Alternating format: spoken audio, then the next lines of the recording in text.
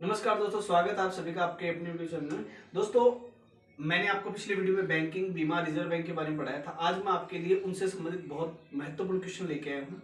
इसके बाद में अपन नेक्स्ट टॉपिक सहकारी बैंक पे स्टार्ट करेंगे या सहकारिता पे स्टार्ट करेंगे। देखिए, पहला क्वेश्चन है यानी पहला प्रश्न है, रिजर्व बैंक के गवर्नर की नियुक्ति किसके द्वारा की जाती है? यानी किसकी नियुक्ति? गवर्नर की नियुक्ति। देखिए, आपको अगर पिछला वीडियो आता तो इसमें बताया मैंने, केंद्र सरकार के द्वारा, वित्त मंत्री द्वारा, सेबी द्वारा या नाबार्ड द्वारा। चार ऑप्शन है, बताइए जल्दी से किसके द्वारा की जाती है गवर्नर की नियुक्ति? केंद्र सरकार के द्वारा, वित्त मंत्री द्वारा, सेबी द्वारा या नाबार्ड द्वारा। देखिए, मैं ही बता देता हूँ। केंद्रीय ये जो गवर्नर है यानी जो रिजर्व बैंक का गवर्नर है उसकी नियुक्ति की जाती है किसके द्वारा? केंद्र सरकार के द्वारा। दूसरा क्वेश्चन आपके सामने, केंद्रीय सहकारी बैंक कौन सा? केंद्रीय सहकारी बैंक जो है किस स्तर पर होता है? देखिए, सहकारी बैंक के मैंने आपको तीन ढांचे बताए थे, राज्य स्तर पे, जिला स्तर पे और ग्राम स्तर पे। तो केंद्रीय सहकारी बैंक है ये किस स्तर पे होता है? तो देखिए, केंद्रीय सहकारी बैंक केंद्र स्तर पे होता है, राज्य स्तर पे होता है, जिला स्तर पे होता है, ग्राम स्तर पे? बताइए जल्दी से कौन से स्तर पे होता है? चलो ठीक है, मैं बताता हूँ। देखिए, केंद्रीय सहकारी बैंक जो है वह जिला स्तर की शीर्षस्थ संस्था, किस स्तर की? जिला स्तर की शीर्षस्थ संस्था होती है।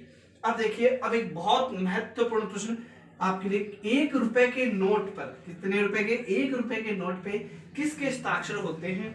गवर्नर के, किसके? गवर्नर के, राष्ट्रपति के, वित्त मंत्री के या वित्त सचिव के? देखिए, ध्यान से समझिएगा, मैंने आपको बताया जितने भी नोट होते हैं उन पे सब पे किसके हस्ताक्षर होते हैं? रिजर्व बैंक के गवर्नर पर। लेकिन यहाँ पे याद रखिए, 1 रुपए के नोट पे, देखिए 1 रुपए के नोट को छोड़ के बाकी सभी पे गवर्नर के हस्ताक्षर होते हैं, लेकिन 1 रुपए के नोट पे किसके होते हैं हस्ताक्षर? देखिए, 1 रुपए के नोट पर हस्ताक्षर होते हैं वित्त सचिव के। बहुत महत्वपूर्ण क्वेश्चन, याद रखिए दोस्तों, किसके हस्ताक्षर होते हैं? वित्त सचिव के, भारत सरकार के वित्त सचिव के। यानी 1 रुपए का नोट और 1 रुपए के जो जितने भी सिक्के होते हैं वो सब भारत सरकार जारी करती है, और 1 रुपए का जो नोट है उस पर वित्त सचिव के हस्ताक्षर होते हैं। इसके बावजूद जो इसके उपरांत जो भी नोट होते हैं, जैसे 5 का, 10 का, 20 का, 50 का, 100 का, 500 का और 2000 का, इन सभी नोटों की निर्गमन कौन करता है? 9 प्रकार के नोटों का निर्गमन कौन करता है? रिजर्व बैंक करता है। इस पे सब, इन सभी पे किसके हस्ताक्षर होते हैं भाई? रिजर्व बैंक के गवर्नर के। 5 रुपए और, लेकिन 1 रुपए का जो नोट है उस पे किसके हस्ताक्षर होते हैं? उस पे जो है वित्त सचिव के हस्ताक्षर होते हैं। यहाँ पे 2 रुपए का नोट हो रहा है, ठीक है, 2 रुपए। देखिए, वर्तमान में रिजर्व बैंक द्वारा नोट निर्गमन के लिए, नोट जारी करने के लिए निर्गमन का आधार क्या है? ये नोट निर्गमन का आधार है, कौन सी प्रणाली है? अगर आपने पीछे वीडियो देखा, ध्यान से समझिएगा, उसमें मैंने प्रणाली बताई है, न्यूनतम कोष प्रणाली, अनुपातिक प्रणाली, या दोनों, या कोई नहीं, यानी इन दोनों के द्वारा कोई नहीं। बताइए जल्दी से। चलिए ठीक है, मैं बता देता हूँ। न्यूनतम कोष प्रणाली, अनुपातिक प्रणाली, दोनों या कोई नहीं। कौन सी ऐसी प्रणाली जिसके द्वारा रिजर्व बैंक जो है नोटों का निर्गमन करता है? तो इसमें देखिए, एक ये बहुत सिंपल सा क्वेश्चन लेकिन बहुत महत्वपूर्ण क्वेश्चन भी है।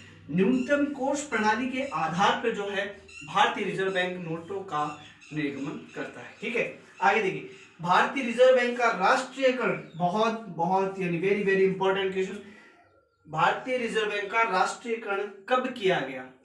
आपके पास 4 ऑप्शन है, 1 जनवरी 1949 को, 1 जनवरी 1950 को, 1 अप्रैल 1949 को, या 1 अप्रैल 1950 को। देखिए, इसका आंसर है, बताइए क्या है? चलिए ठीक है, मैं बताइए, डेट बताई हुई है आपको 2-3 बार। 1 जनवरी 1949 को भारतीय रिजर्व का राष्ट्रीयकरण किया था।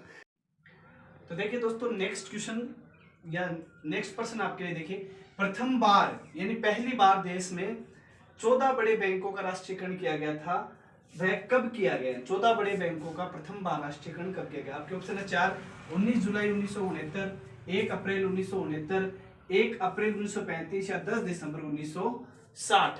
तो देखिए दोस्तों, 4 ऑप्शन है आपके लिए, और ये क्वेश्चन भी बहुत महत्वपूर्ण है कि कितने बड़े बैंकों का? 14 बड़े बैंकों का। तो ये देखिए, पिछला वीडियो अगर आपने देखा है तो बता देंगे इसका आंसर, फटाफट बताइए। चलिए ठीक है, मैं ही बता देता हूँ। देखिए, प्रथम बार देश के 14 बड़े बैंकों का राष्ट्रीयकरण किया गया था 19 जुलाई 1969 को। इसके साथ ही ये भी बता दूं आपको, इसके बाद में 6 बड़े बैंकों का राष्ट्रीयकरण किया गया था।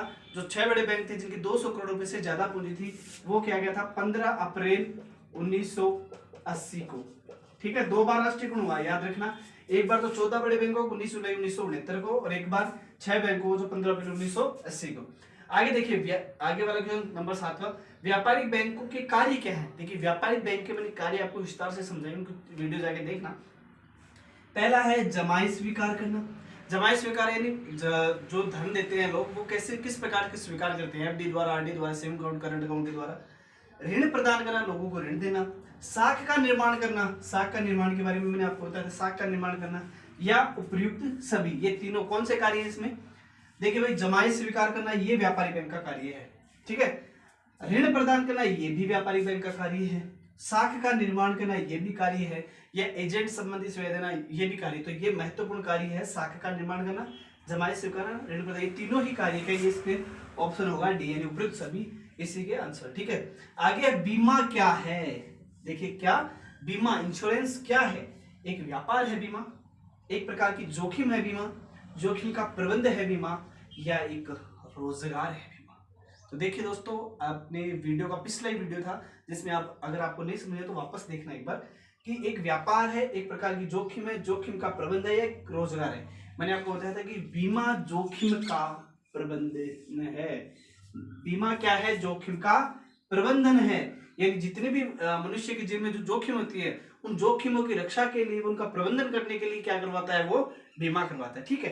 आगे देखिए, 1 वर्ष की अवधि के लिए कौन सा बीमा होता है, यानी ऐसा कौन सा बीमा है जो केवल 1 वर्ष के लिए होता है।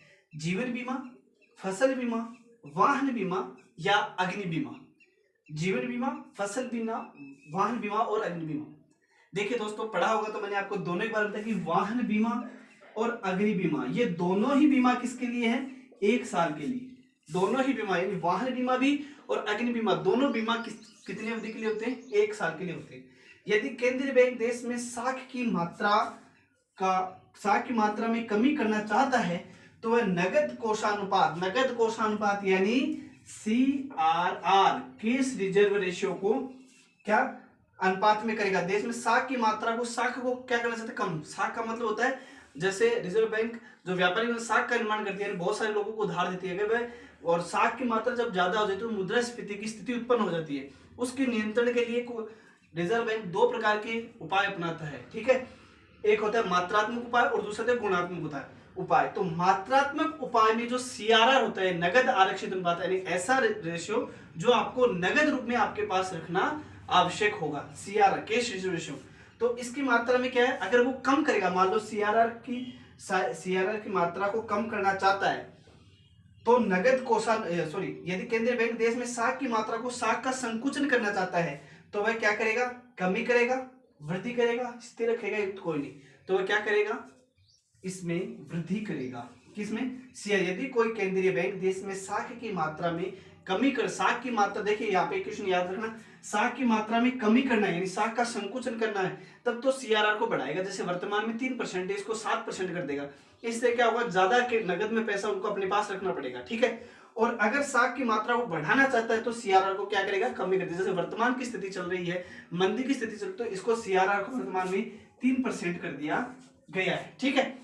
SLR, CRR, ऐसे जो repo rate, reverse repo rate, ऐसे उपाय अपनाता है मात्रात्मक साख के लिए, यानी साख की मात्रात्मक उपाय है, ठीक है दोस्तों। आशा करता हूं दोस्तों ये 10 महत्वपूर्ण क्वेश्चन आपके बहुत काम आएंगे। नेक्स्ट वीडियो में अपन बनाएंगे सहकारिता के बारे में, आपको पढ़ाऊंगा। तो ठीक है दोस्तों, फिर मिलते हैं एक नई वीडियो के साथ, तब तक जय हिंद, जय भारत, वंदे मातरम।